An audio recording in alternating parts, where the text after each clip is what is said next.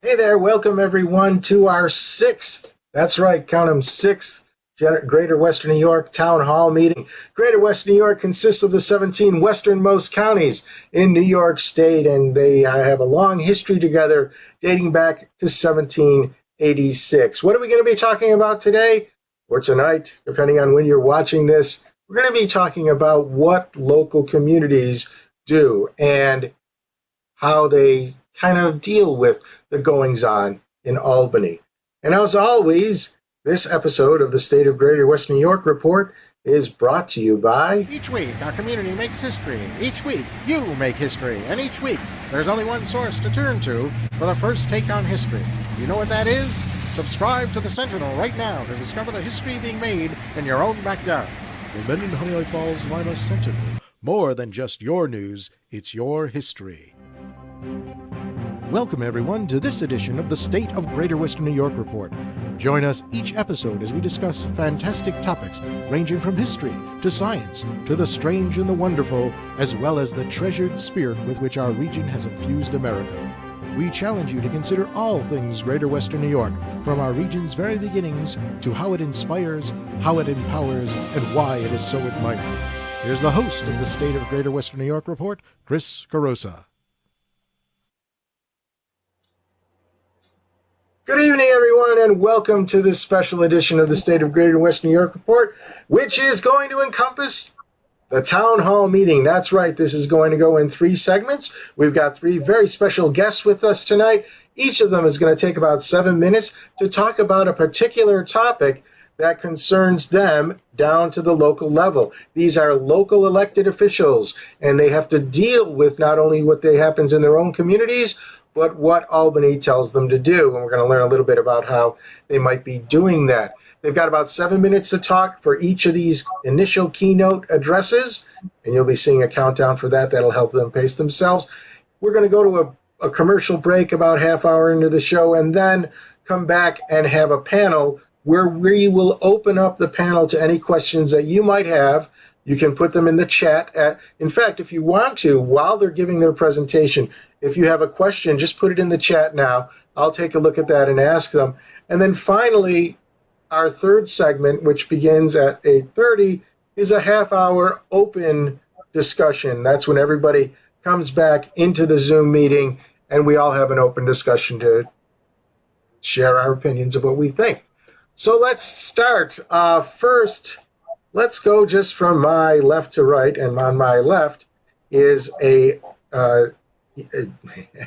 John Fitzek. John is a Orleans County legislator. John, if you want to go ahead and start talking about what your county did. In fact, several other counties did the same thing. But tell us about the process that your county went through to really tell Albany what you guys think. Go ahead and start.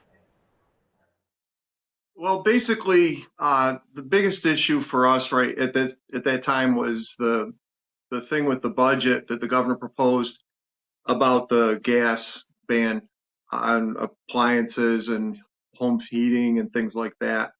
Back in January 10th, when the governor proposed her agenda, being a newly elected legislator, I'm just starting my second year of my first term. I after listening to it, I realized how contradictory it was, because she outlined a broad agenda that was going to tackle what she felt the most pressing issues in the state and the counties, which included rising cost of living, lack of affordable housing, threats to public safety, things like that. And then when she got into the gas appliance ban, it's like, here's contradiction on overload.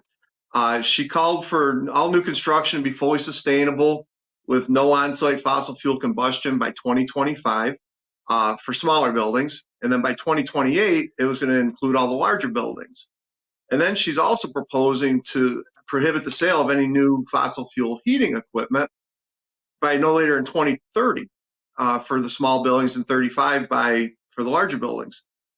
And the problem with that is it's very aggressive. We're looking at between 7 to 12 years to accomplish this this goal that is not really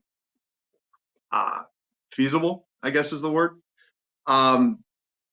Back in January, right after that, Cattaraugus County Chairman Van Rensselaer sent a letter out, and he was asking different counties to tag on to a resolution to oppose it. Basically, the entire climate plan was, estimates came in at around $270 billion to implement it. And there were also goals for all this other stuff that she wanted to talk about.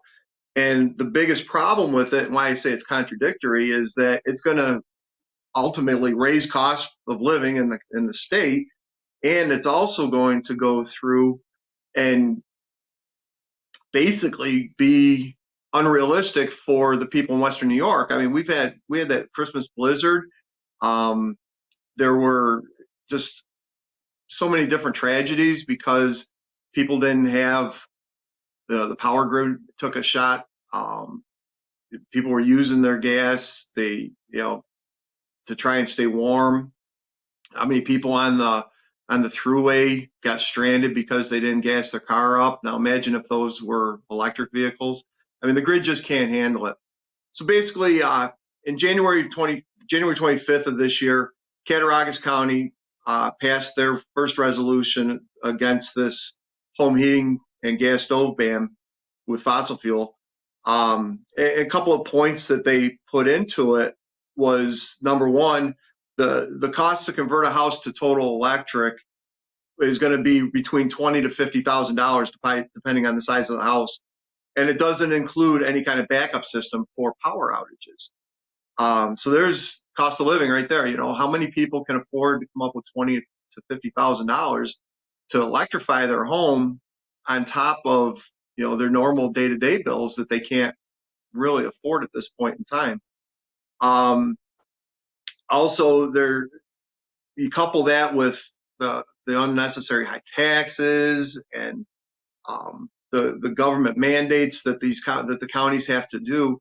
I mean, 90% of our budget in Orleans County, and I'm sure in all the other counties, we're sitting at about 90% of our budget is state mandated, and we only can raise revenue by property taxes and by sales tax. And then you throw in hotel taxes if you're fortunate to have that. But when you factor all that in, then we've got a 2% tax cap.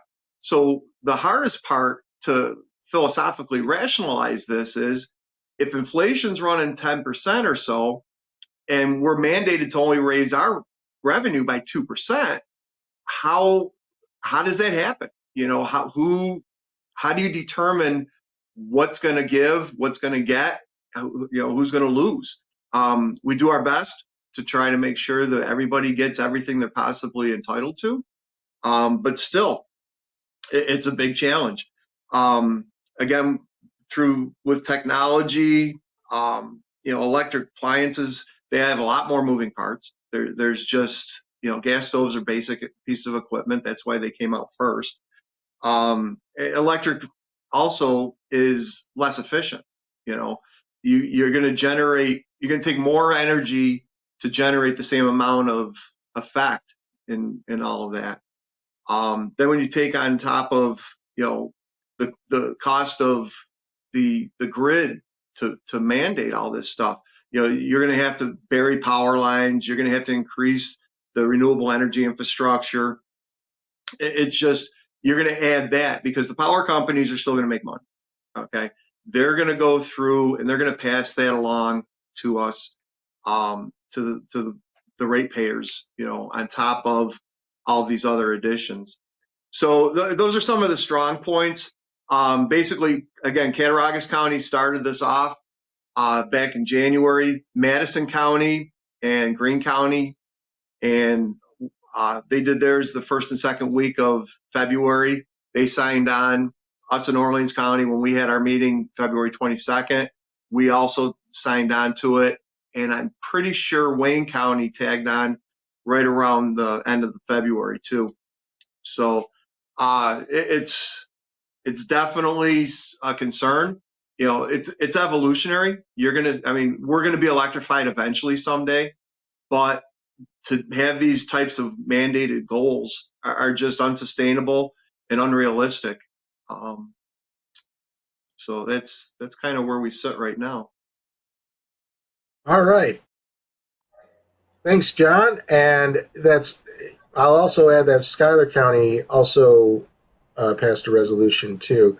And what I should say, just to preface what everyone's talking about, a lot of what they're talking about is in the current budget discussions.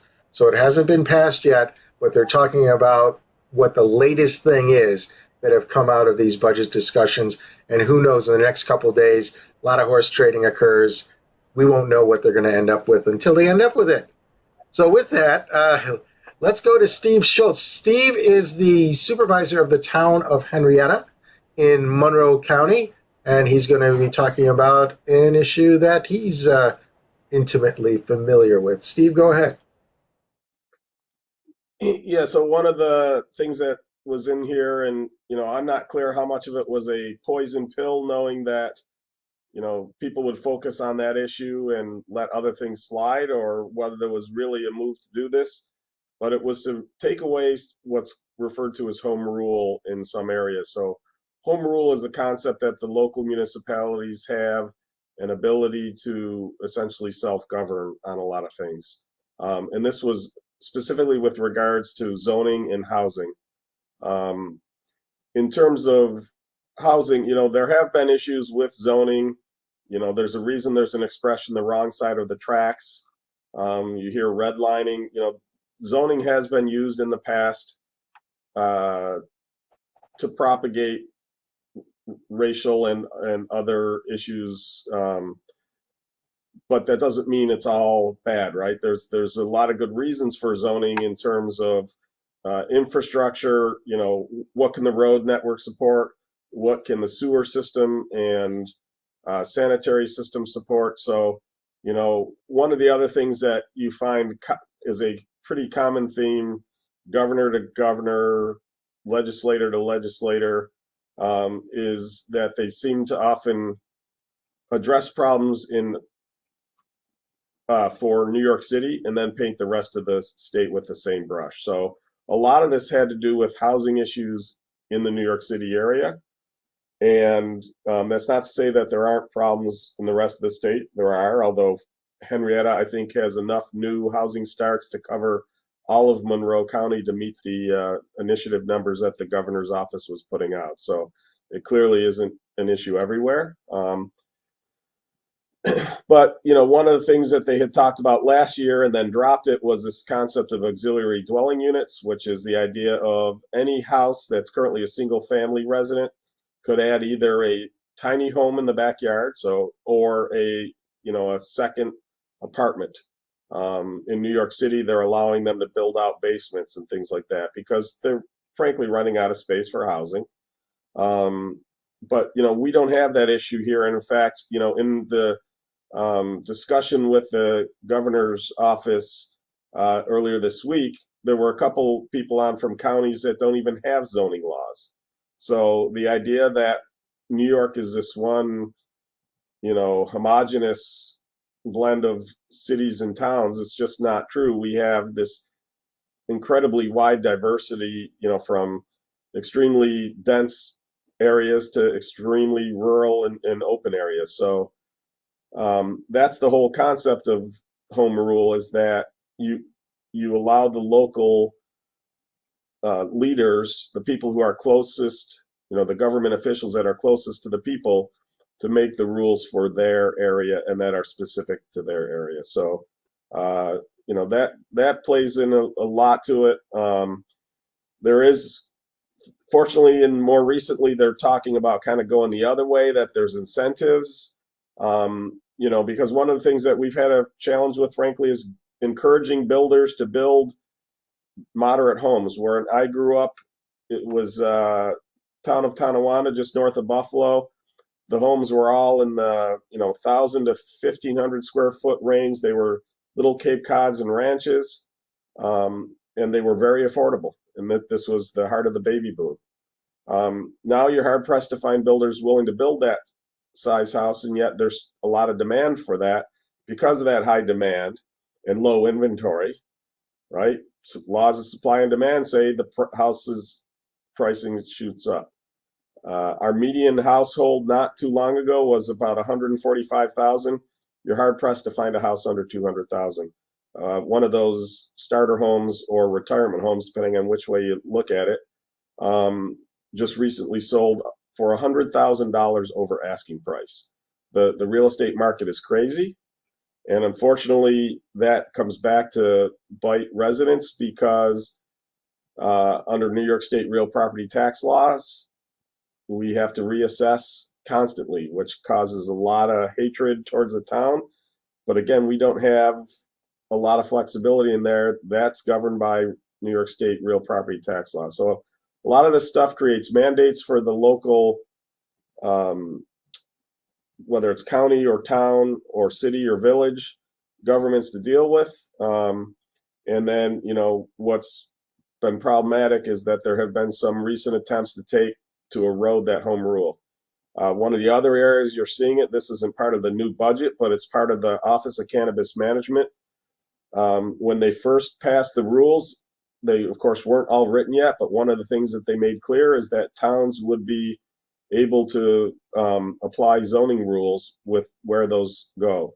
The most recent rules kind of left that part out, and they kind of set up the zoning rules as to where the cannabis shops can go, and that's problematic for towns. So this general move towards dictating where stuff goes is problematic, because again, going back to that last year's concept with the auxiliary dwelling units, we have a lot of neighborhoods that if you doubled the number of houses in them, the sewers would back up, they wouldn't have enough water, they wouldn't have enough electricity, people would back up at the stop sign trying to get out on the major road. That you just can't handle that kind of density in some areas. So it is crucial that towns continue to be able to put in place and enforce zoning rules, but absolutely have a commission that if you see practices that are discriminatory, overthrow them. Don't take the discretion away from all the towns, because there are perhaps a few that are still being discriminatory. All right. Thanks, Steve. That was pretty informative.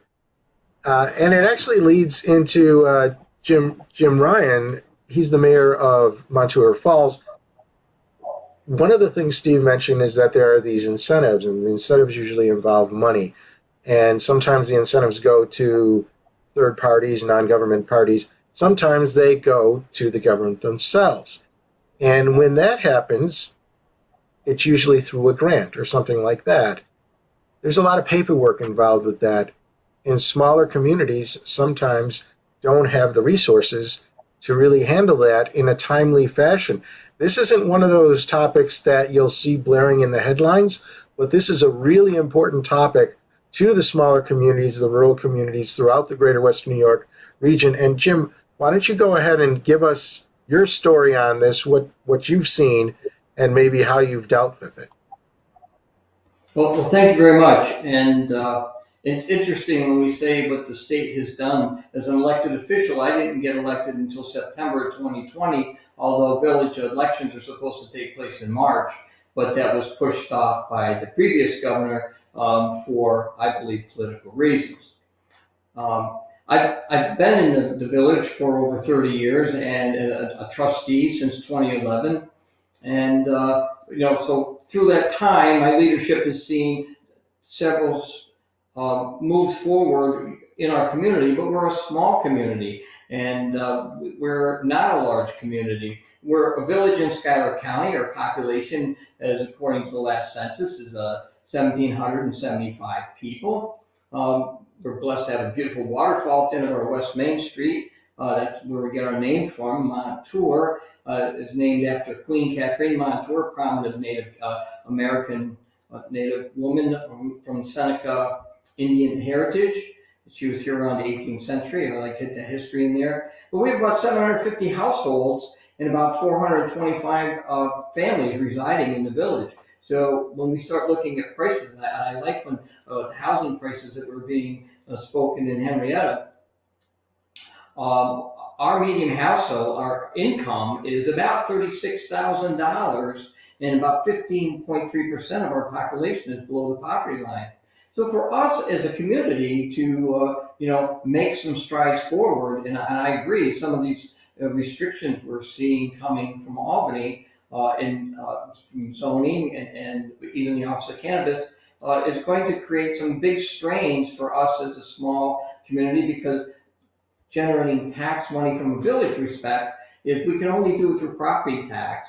We don't have the ability to, generate funding through sales tax. That goes directly to the county.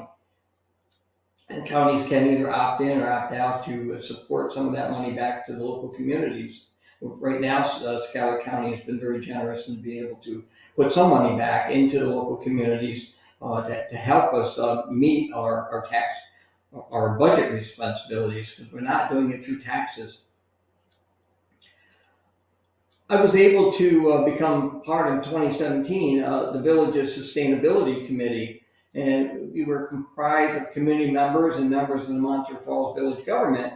And the aim of that committee was to assist and consult on sustainable actions taken by the village in order to help Montour Falls to achieve its climate resilience. And we have Montour Falls is built on the end of a wetland. So we have a lot of flooding issues, and when you have a storm surge, it's very important for us to manage that climate resilience there. But also sustainable development goals that'll help us economically. So the Sustainability Committee was looking at a holistic approach to how we're going to look at our future.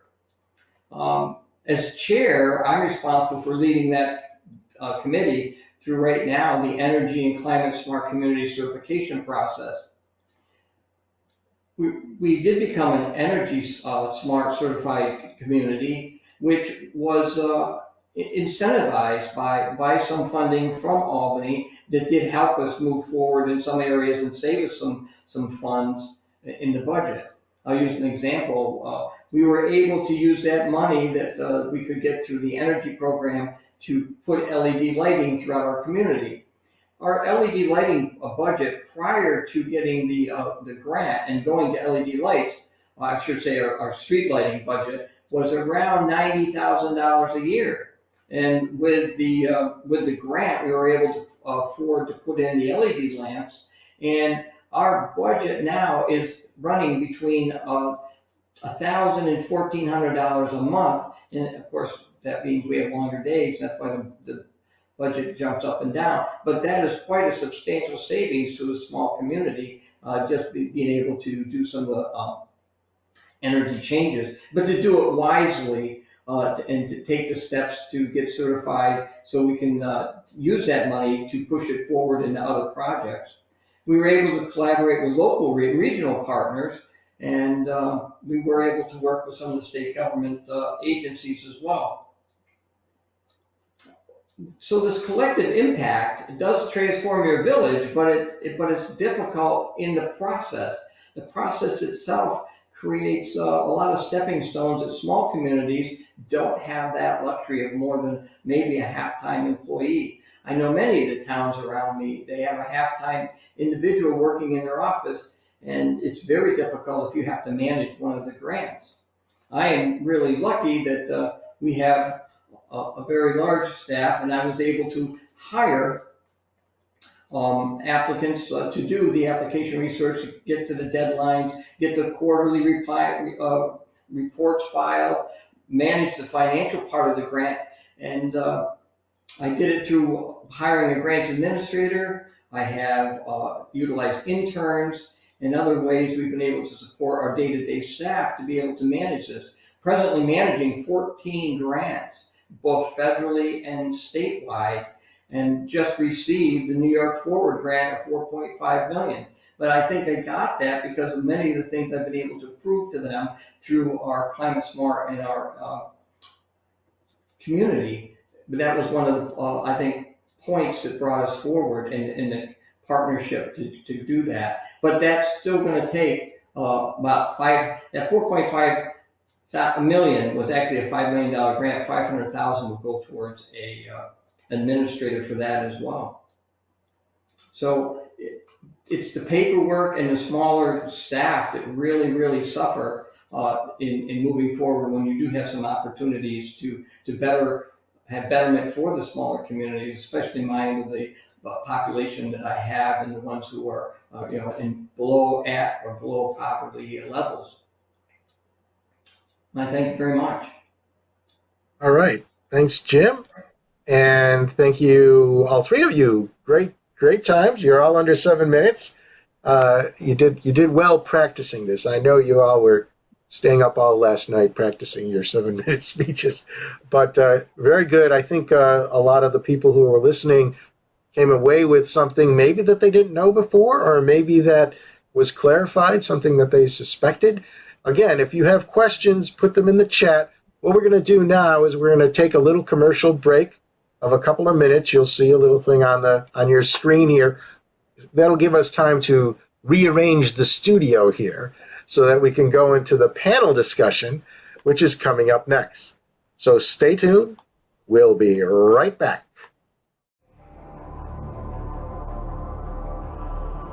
Through the mists of time, nature and man have both created and buried treasures beyond the imagination. With the ages, these riches slowly dissolve into mere myths until they are forever forgotten. But there are those brave souls who tirelessly cling to the truth, ever seeking to discover the undiscovered, to reveal what has always been there, to uncover the hidden gems of a land thought forsaken but loved by millions.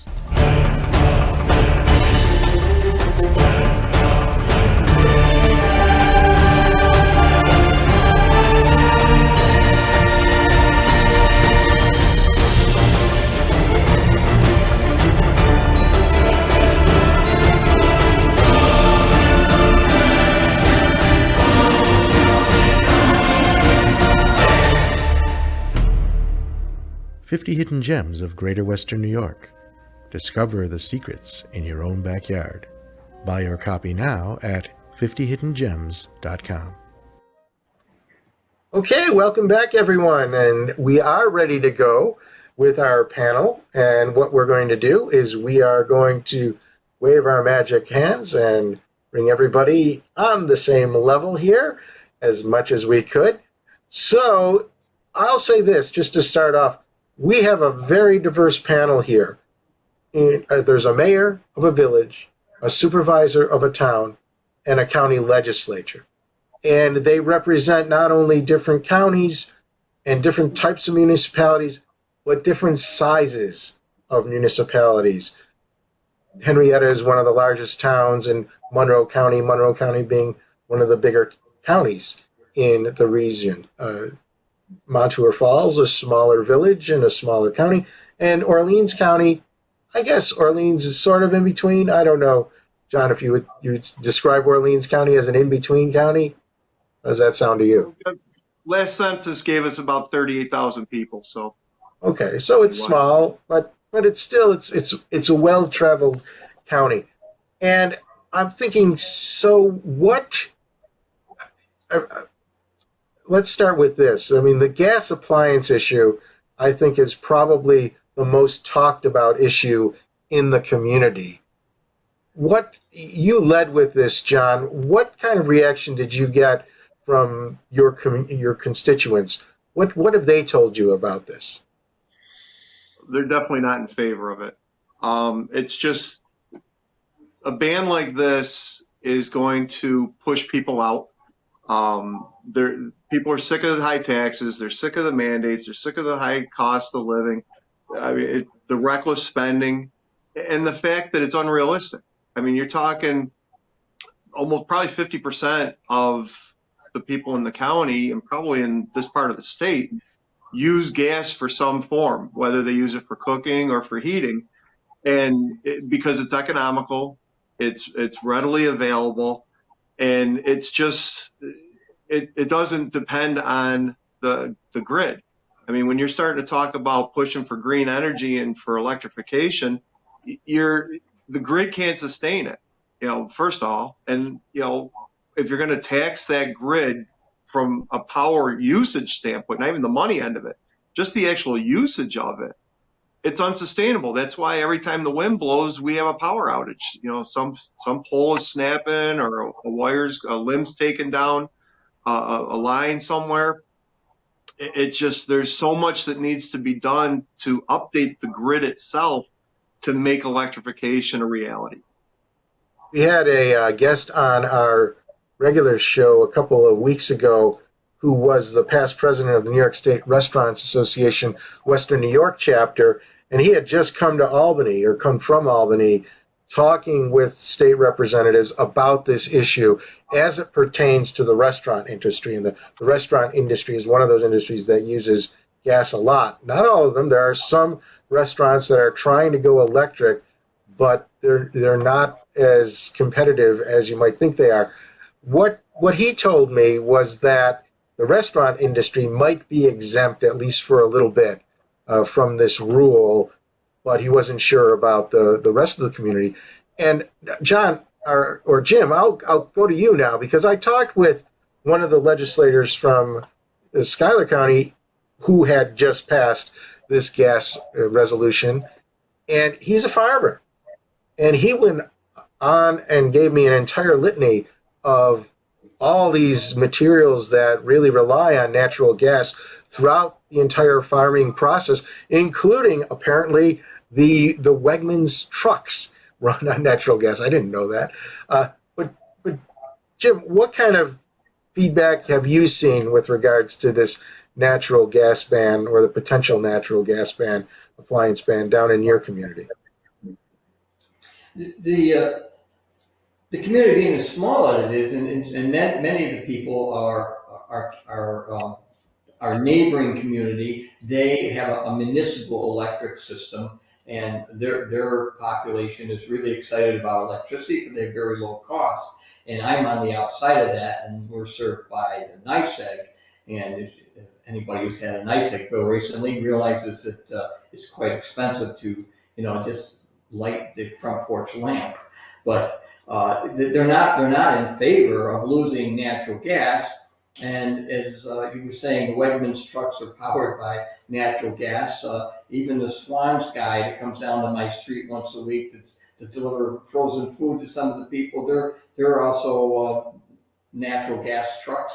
And I need natural gas for my backup generators when my power goes down. Like you said, when the wind blows, I've got to power my water pumps, and I can't do that unless I have a natural gas generator there to do it. And my village offices or any place else, the fire department, if there's a major emergency where we lose a lot of power, it's a natural gas generator that's going to, serve as their center of, response and resources, because the fire department also houses the emergency housing facility as well. Now, Steve, you come from a much larger community, so you have the infrastructure that some of these smaller communities don't have, yet you also have a much larger demand, and I'm talking about electricity now.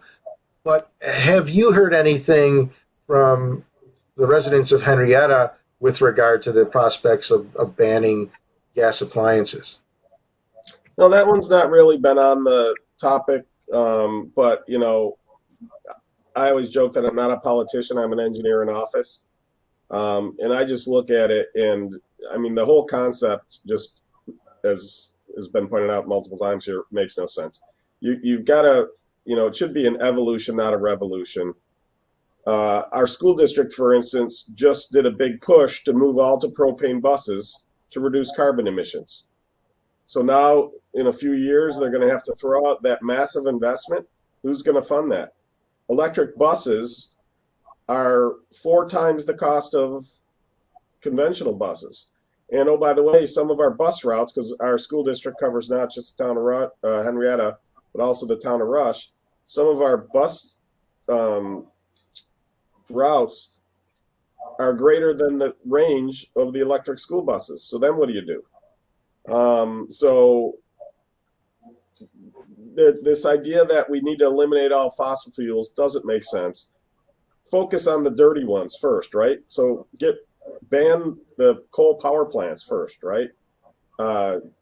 Work towards cleaner fossil fuels and, migrate them out. But, in terms of, you say we have the infrastructure, we do and we don't. I mean, there was a development that was delayed here because there wasn't enough power in that portion of town, even though they just put in a brand new substation. Part of the issue is generation. So if they want to shut down the fossil fuel power generations, what are they replacing it with? Right? There was a push to shut down nuclear. You don't have enough land in New York and sunshine to generate all the power from solar. Granted, lately there seems to be enough wind, although I'm not sure how well the turbines have been doing in these massive windstorms. But there so much has to be built out. They're putting the cart before the horse. Get the grid built out, get it stabilized, and again, move towards electrification. Don't mandate it in, the 3 year, some of the early stuff in 3 years. It just can't happen. That's why, like I said, I think a lot of the people here see that as a poison pill. But I will also note that we have more alternatives than, there's a number of these farms and rural communities that, they wouldn't be able to get by without the fossil fuel heating or, so it's just, like I said, I just don't get it. I understand the need to push for cleaner energy, but you got to move there one step at a time. Well, moving on to the home rule issue, that's probably the second largest issue that we've heard in feedback from these various town halls. And I should add, Steve, that your analogy of the bus running out of fuel, the electric bus running out of fuel, was actually brought up by a guest a year ago at the town hall meeting who's from Livingston County. Same issue, very long bus routes, you run out of gas. So that's a big issue. This home rule thing, though, I think that in a lot, when people actually think about what it means to have the state take away local rule, that really gets their gander up. And I'm wondering, has this, again, Steve, I'll ask you first, has this translated down to, say, the residents of Henrietta? Do they really understand the significance of losing home rule in the local community? I think they do, in terms of, they certainly wouldn't be happy to see populations double in a bunch of these older neighborhoods, because again, we've got some sewers here that were built during the World War II, when you couldn't get certain materials. They're made out of paper. The sewers are actually made out of paper. It's called Orangeburg pipe, named after Orangeburg, New York, where it was invented. And it's basically layers of paper and tar. And, we've been having to go through and fix all this stuff up.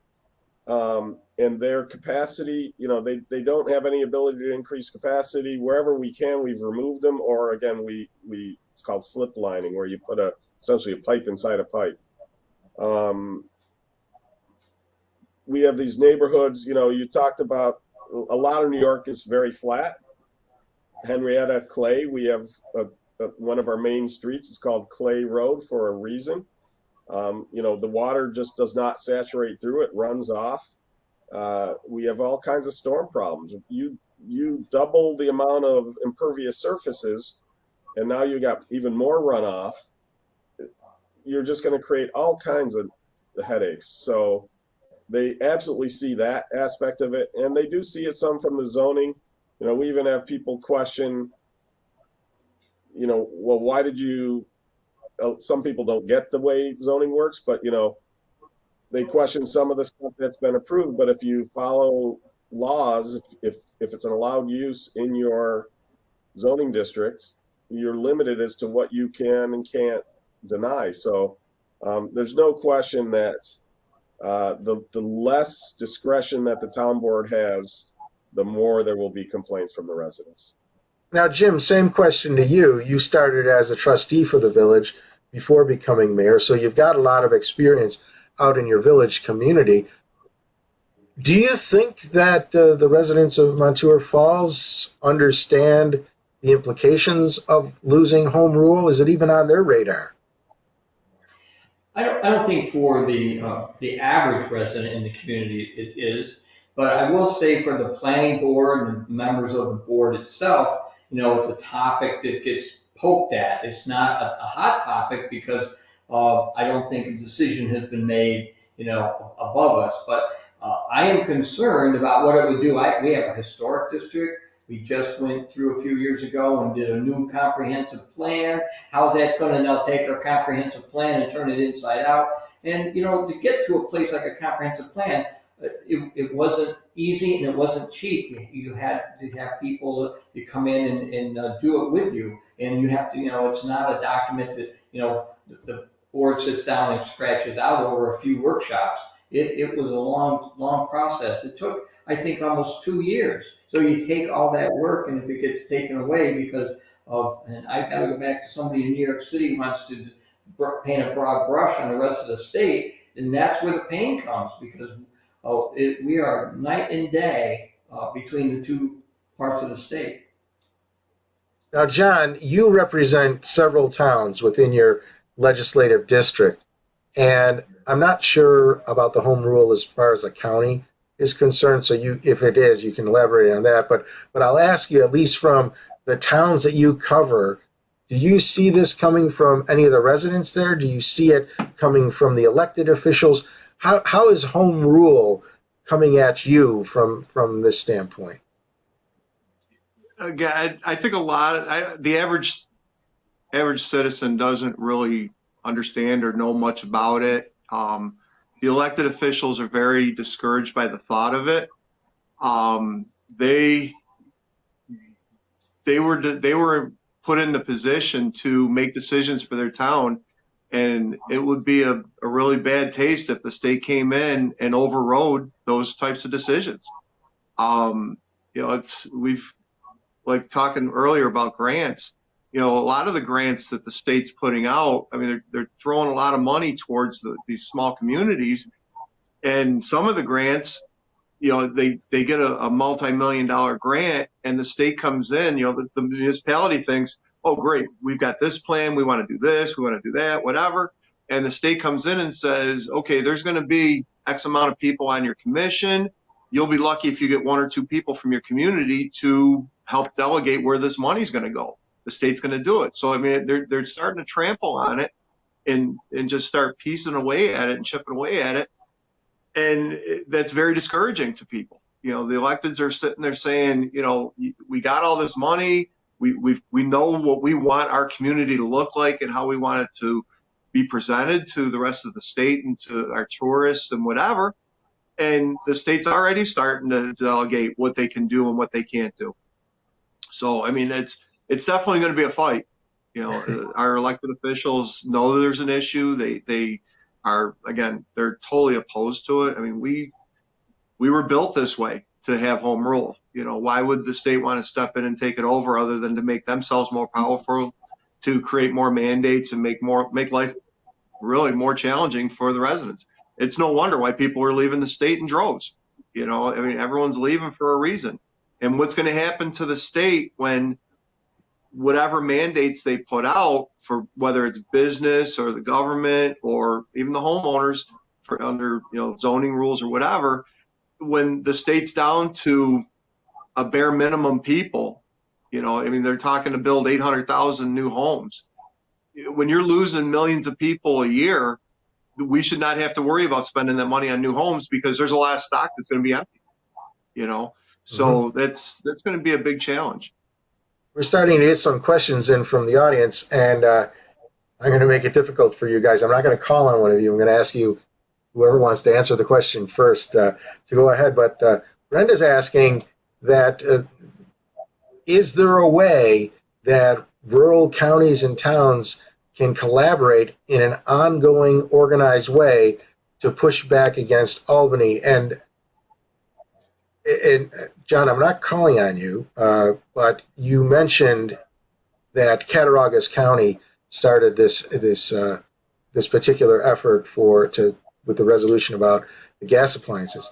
And Cattaraugus County was also the first county to come off with a resolution on, I guess they call it constitutional county, which would say that they would not enforce any rules that would be against the Constitution. And I'm not exactly sure how it was worded, but it was their effort to take on Albany more broadly. And I guess what Brenda's asking is will there ever be any mandates that local officials will be willing to disobey or use peaceful disobedience and refuse to comply with or enforce? Are we getting closer to that point? What do you guys think about that? First of all, what do you think about the idea of this form of municipal civil disobedience? So one of the things I'll say is there is an association of towns that absolutely do a lot of advocacy for the towns all across the state, regardless of whether they're in rural, suburban, or urban areas. I just finished my term as president of the Monroe County Town Supervisors Association. So the home rule was the one thing that united all 19 towns. And we have a broader range of towns, even my other town in my school district. So we're pushing 50,000 people. They're just over 3,000. So two towns within the same school district, vastly different. So absolutely there are avenues to do that. It's hard to talk about hypotheticals. Could I think of some that if it's absolutely unconstitutional, yeah, I'm not going to do it. But, it's really hard to talk about the hypotheticals as to whether I would disobey. Essentially, I'd break the law. So John, I'm saying. Yeah, that's fair. John and Jim now, and Steve makes a good point. Association of towns. There's also association of counties. In fact, there's an association of Western New York counties, I believe. Right, John? And yes, how there's does NYSAC. Yeah, NYSAC is the New York State Association of Counties, and then we have an intercounty, which is I think there's 17 counties in Western New York that we're all on the same page for a lot of things. And actually, depending on what the topic of the day is, between NYSAC for the statewide and intercounty for the Western region, whatever it is, they bring us all together. We meet once a month with intercounty, and we travel around the district. And like I said, whatever the flavor of the month is, we talk about it, and they put forth different resolutions. And we discuss it, talk about the pros and the cons. Again, hypotheticals is really difficult. I know some areas, there's certain things that they know is against the law that they may not diligently enforce, but unless it's something seriously. But again, to try to be totally disrespectful to the state, you can't really do that. But there are other avenues out there to where we can at least unite, like this resolution the Cattaraugus County started up for us. I'm pretty sure by the time this is all said and done on the gas ban, 60 at least out of the 62 counties are going to sign off on it. Now, Jim, tell us about the Association of Villages. Is that what it's called? There's something about the villages. It's called NICOM, and it's the Conference of Mayors. It's New York State Conference of Mayors. So, and as a matter of fact, again, that is our avenue to get the word to Albany, and they have the lobbying power. I just signed a petition, and I was notified today that was one of over 300 people that signed a petition to, talk about and see if the governor will continue to push through a program very similar to CHIPS. I think our towns are familiar with what the CHIPS program is for highways, and there's a program trying to be put through for water, for fresh water and for wastewater, similar to the CHIPS program. And a community like myself, I could really benefit from that. I've got some big problems, and over the last few years, I put 1.8 million just in, we lined some pipes, was said, slip line a bunch of, not a bunch, a lot of pipe, and rebuilt some manholes. And I still have about another $1 million worth of work to do. And if I could do that in small pieces with like a CHIPS program, I could reline all the pipes in our community and make us a much cleaner community that way. But NICOM is our function or our way to get to Albany, I think, as a group, as a block. You know, one thing that occurs to me as we're talking about these broader associations is what can regular people do to support the efforts, whether it be the Association of Towns, the Association of Counties, the Conference of Mayors, whatever it's called, these different groups. Like I know about these because I'm in a newspaper business, and our mayors and supervisors regularly report about what they're doing when they go to these association meetings. Although I will say, I didn't know that there was a subset of Western New York counties that met regularly. I didn't know that until I talked to the legislator from Schuyler County, and he invited me to come to those meetings. And I said, yeah, sure, depending on where they are. But I'm thinking if you can communicate out to your constituents through however means you do it, whether it's the papers or your own newsletter. Well, let me ask you this way. Has any of these associations or have any of these associations ever asked you to go back to your voters, to your constituents, and ask them to do something? Has that ever occurred? If it has, I don't remember it. It's usually the other way.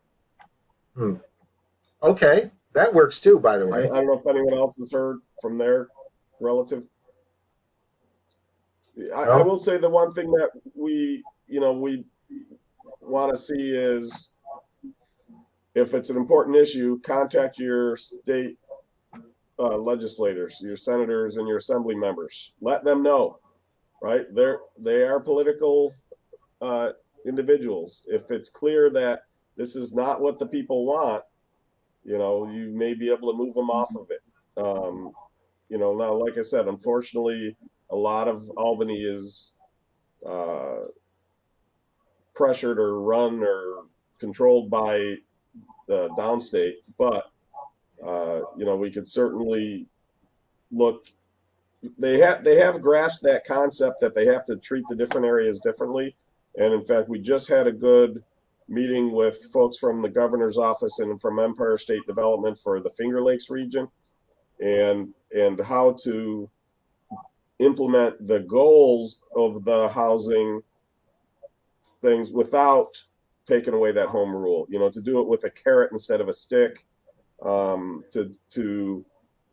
of the things I brought up was that one of the issues we have, like I said, is how do we encourage these developers to build the middle range houses, the moderate houses. One of the big issues is they have to build all the infrastructure for these new developments. So they have to put in the sewers, the sanitary, storm and sanitary sewers, the electric. They have to put in the roads, sidewalks if required. That's a lot of money. And so, I wouldn't want to see a state program that puts money straight to the developer, because as you see in those types of programs, you invariably read the very next year about how much money was wasted and lost, right? Look at the PPP during COVID, right? But what they could do, for instance, is provide money that if they could define what a moderate entry home is, that says, the municipality will provide money to the municipality to build some of that infrastructure as long as the houses that they're building are below. One of the things they were pushing for us to do is increase density for these developments so that more houses per acre. But what we've seen, we've got a number of different districts in our town, depending on the how much wetlands there are and what the road networks are like. And one of the things you see, it doesn't matter whether it's the small lots or the big lots, they build about the same size houses. On the small lots, they just have less yard. And so there's a reason for that. They're out to make money, and they can make more money on the bigger houses. Yeah. But that Well, doesn't help the you low-end people who need those entry-level homes. yeah. A couple of good comments that I'll get to. So Bob actually made a comment in terms of infrastructure with regards to energy, is that we really don't have that infrastructure for battery capacity that you're going to need to with these different wind, solar forms of energy, and it will require a backup. I think, like you said, whether it's gas, nuclear, or coal, and right now we don't have that. And Marilyn just put in. I'll get to Marilyn. Well, Marilyn's initial comment. I think who was it? Steve, maybe you said this about dirty energy, and she was wondering if we still have a problem with dirty energy because so much of the manufacturing has moved out of state. And I have to tell you this. I remember the very first Earth Day. So I was a little kid in grade school, and they made a big deal out of it. They had a chain. They had us go out there and save our Earth or save our planet signs, and we got our pictures in the paper. And I went to school in the heart of the Bethlehem Steel Plant, south of Buffalo. So that's where 60,000 people work there. And the ultimate solution to stop the pollution is to close the plant down, which eventually happened, not because they wanted to stop the pollution, but because of economics. And it was interesting that when I was a kid, even as a kid, that's what I was thinking. I said, yeah, they close the plant down. Then what happens to these 60,000 families that don't have this anymore? And, I can't say that I don't have a tinge of guilt for having participated in that thing as a 9-year-old. 9 years old, and I'm guilty over something I did, just following what other people said. But Marilyn asks another good question, and that is, if people are leaving, who's going to go into these houses? Now, she says the small houses, but I think we can broaden that. Is that if we're developing property, if we're building more houses and the state is losing population, what's really happening? Does this mean that there's going to be houses that are going to be abandoned? That's a different problem. There's a misconception that our population is going down. It's not actually, it's going up. The thing is, we're not growing like other states because as the natural population growth occurs, there's so many people moving out. We're still net positive in terms of there was growth in the town, in the population. Well, okay, in the state, yeah, in the state it might be net growth, but if you look at the county level and certain parts of within the county, there's definitely negative growth. People are leaving. Absolutely. But overall, so that's one of the things that we brought up is this idea that we need houses everywhere. We don't, is that you look like I drive along the thruway and I see the beech nut factory, right? It's a massive factory that's now shuttered. You bring up Bethlehem Steel, and a lot of the stuff, this gets back to, this isn't just a New York State problem.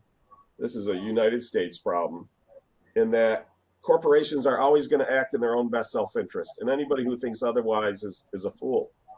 And so if you want them to act in the interests of your country or your state, you need to do stuff to align their interests to yours, right? Why isn't there a big tax break for hiring domestic workers, right? Why isn't there a big tax break for purchasing domestic supplies and material? And then bringing that to the state level, there should be something similar on your state taxes. If I operate, the larger, I hate where we always have these weird, like they did these empire zones and all these different things and hurdles you have to jump through to get all these things. Why not just make it part of your base tax code that you employ people in the state and you can write that off in addition to the actual expense, that there's benefits for doing that. Instead, we essentially encourage corporations to export jobs overseas because it's cheaper there.